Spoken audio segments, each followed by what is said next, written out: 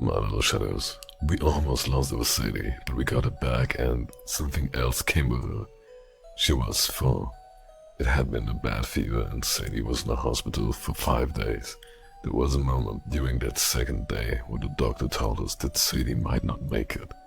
We sat in the room staring at Sadie sleeping in that bed. Our daughter didn't deserve this. It was on the third day that everything turned around. She was awake by the evening and she wanted to go home. Sharon and I were both actually able to get some sleep later that night. But the sound of Sadie's voice stirred me. She was leaning over the side of her bed and whispering, "Sadie, baby, what are you doing?" She turned and looked at me. Just talking. "Honey, you need to sleep." My daddy says I have to sleep. Then she put her head back on her pillow. I didn't think anything of it at the time. As Sadie came home, we realized that she now had a bunch of imaginary friends. One day Sadie was in the backyard on her swing set when our neighbor's dog started to bark and scratch his front paws against the boards of the fence. Daddy, what's wrong with Barkley? She stopped swinging.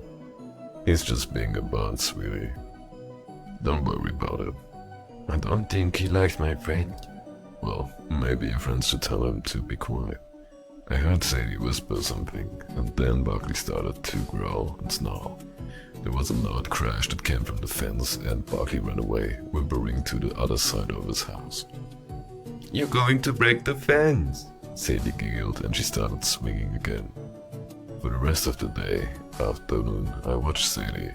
Every once in a while, she would start to have more conversations, but then she would stop mid-sentence and look over to me and smile.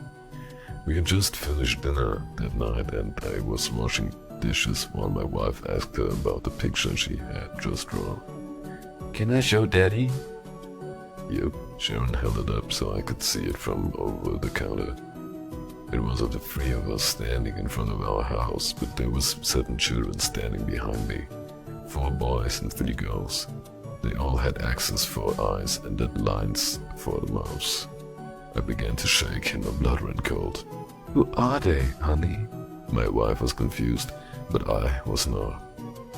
They're the kids who I met in the hospital. A hospital? Max, Stephanie, Billy, Nathan, Carrie, Michelle, and Caroline. They followed Daddy around everywhere because he hit them all with his car. Daddy must be a really bad driver. My wife's eyes were wide. She snatched up Sadie and I looked down at the soapy butcher knife in my hand. I had a decision to make.